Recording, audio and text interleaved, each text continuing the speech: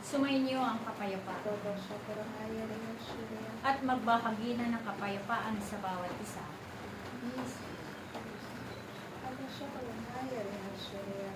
Ako ito aking mga ang Espiritu ng Diyos, ang kapangyarihan ng Diyos. Ako ang Espiritu na gumagabay at pumapatnubay sa inyong lahat. Mapalad tayong lahat na naririto sapagkat muli ay naririto kayo upang pakinggan ang salita ng Diyos. Salamat sa inyong lahat sapagkat anuman ang pinagdaraanan ng bawat isa sa inyo, patuloy na ginagampanan ninyo ang inyong mga tungkulin na iniatang ng Ama sa inyo. Kaya huwag kayong matakot sa mga nararanasan ninyo, mga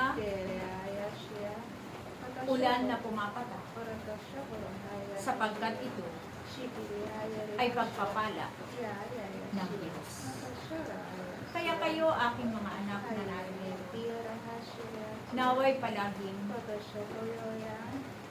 kayong manalangin sa Diyos, sapagkat ito ang nais ng Diyos sa bawat isa sa inyo na naririto.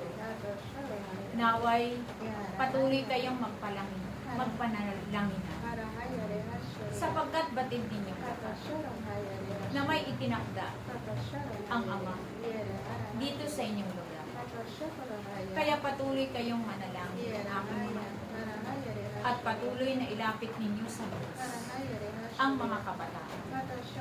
Sapagkat tandaan ninyo aking mga anak, may itinakda ang Diyos sa inyong bansa at sa inyong bayan. Ito ay nakatakda. Ngunit sa inyong pagsunod sa kalooban ng Diyos, tunay na ito ay hindi magaganap sapagkat kayo'y patuloy na sumusunod sa kalooban ng Diyos. Kaya tandaan ninyong lahat, aking mga anak, maglingkod kayo hanggang wakas ng inyong mga buhay, sapagkat kayo'y tinawag sa kawan na ito upang ang Diyos ay inyong paglingkuran habang kayo'y nabubuhay. Sa inyong paglilingkod, tunay na hindi kayo pababaya, hindi kayo gugutumin ng Diyos, at hindi kayo mauuhaw magpakailanman, sapagkat ang Diyos na nagbibigay sa inyo ng lahat ng inyong mga pangangailangan ay Diyos na buhay, Diyos na tinatawag ninyo sa araw-araw ng inyong mga buhay. Siya ang Diyos na nakaluklok sa inyong mga tahanan. Siya ang Diyos na kasama ninyo sa araw-araw ng inyong mga buhay. Siya ang Diyos na nananahan sa inyong mga puso. Kaya mapalad kayong lahat na nakikinig ng mga mensahe ng Diyos. At ito ay inyong isinasabuhay sa inyong mga buhay. Salamat sa inyong lahat. Naway manatili kayong lagi na tapat sa Diyos at patuloy kayong lumapit sa Kanya at umasa, sapagkat ang Diyos kailanman na araw-araw ninyong pinapupurihan at tinatawag ay Diyos na kailanman ay hindi niya kayo iiwan magpakailanman.